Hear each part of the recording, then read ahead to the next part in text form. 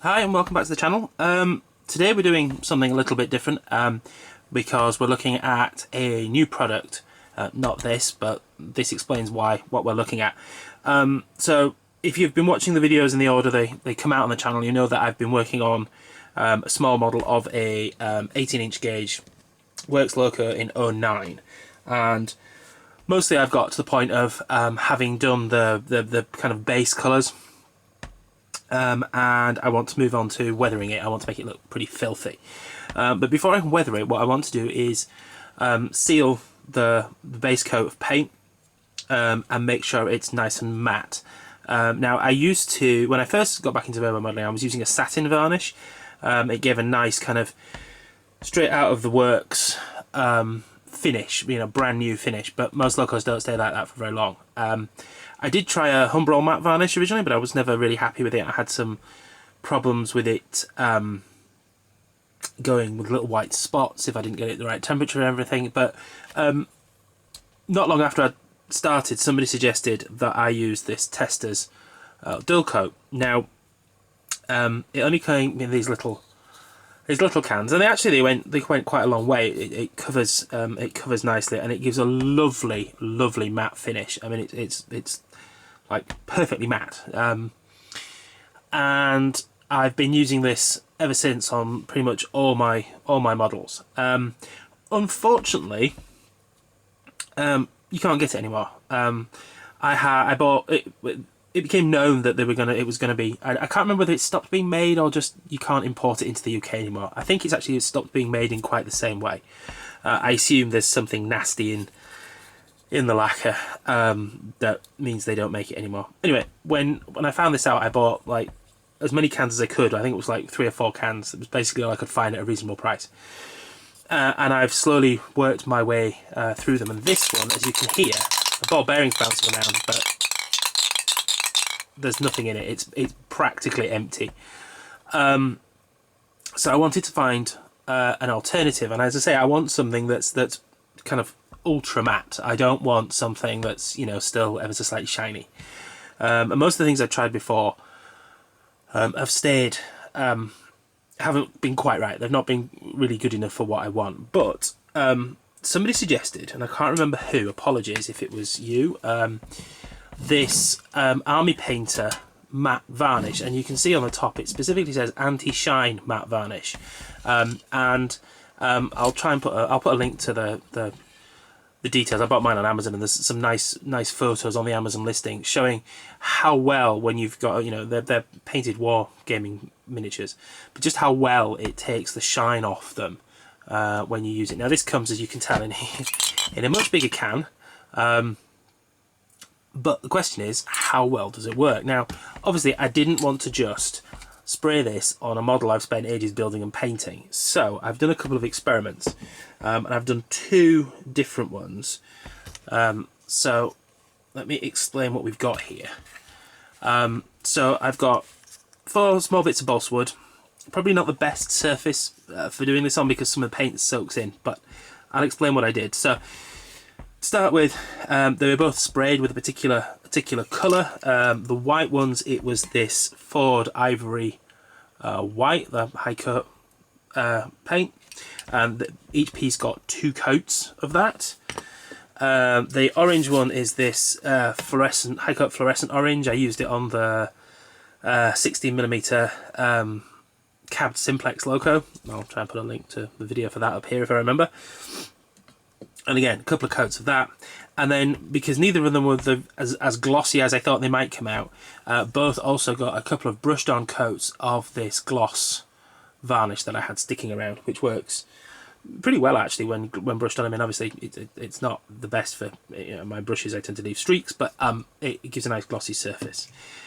So that was done that happened to all of them.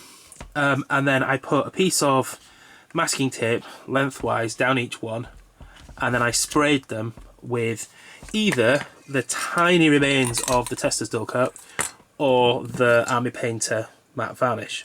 So let's have a look at the white one first. So I've written on the back of these which is which, but it's difficult to tell under the light. You might struggle. The white one's quite hard to see. I don't know whether it's any better if I shade it slightly. But basically, in both cases, there is a shiny, if I can see it, there's a shiny strip down the middle, which is where the masking tape was. But it's nice and matte on both sides. And I can't see an obvious difference. If anything, I'd say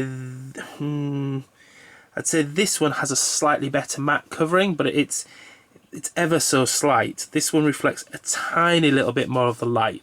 Now, I can't remember which one of these is which, but I do know that I wrote AP for Army Painter on the back of the one I sprayed with Army Painter. So if we turn them over, we will find that AP is this one. So in this case, although as I say they're pretty much the same, it does look like the Testors Dulcote was ever so slightly better, but I'd be perfectly happy with the results on this one. As I say, you can see where the gloss was here and where the matte surface is here is pretty good.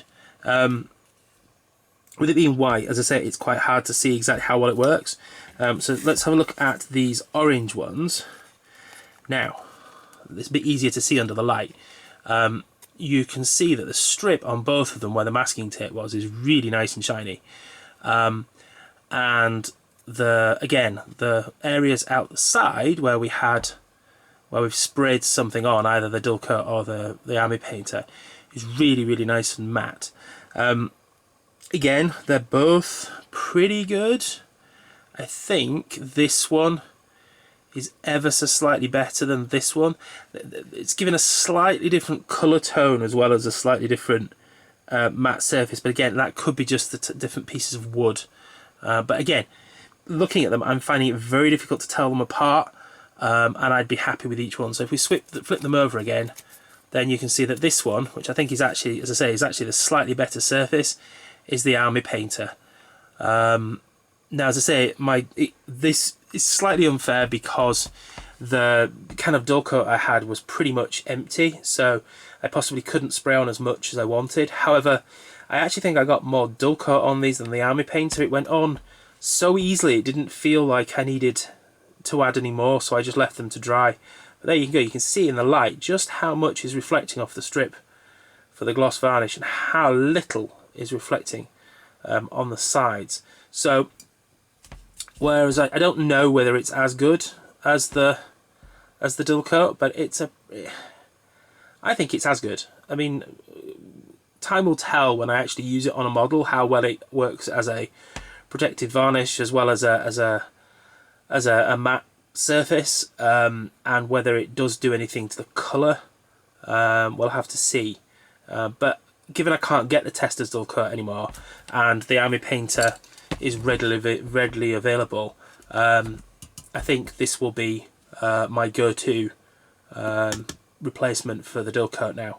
As I say, we'll get a better test when I actually paint up the little works loco. But from this, I'm pretty happy with the way it works. As I say, you can't see it so well on the white because it's just white. It doesn't reflect the light so well. I mean, you can just about see the stripe down the middle there and how matte it is on the sides. But as I say, it works when you have a different colour. I'm really, really happy with that as an alternative to the Testors Dulcote. So yeah, I'll put a link to the Amazon page where I got the Army Painter if anybody wants to try it themselves. But yeah, if your Testors Dulcote's run out, or you can't get any, or you need you've been using something else but you want to give this a try, I definitely recommend it. It seems from this test at least, it looks really, really good. And as I say, once we paint the works loco, we should have a really good idea how well it works there as well. Right, I should get back to doing the works loco. So thanks for watching, and I'll see you next time, and hopefully I will have done some more on that loco.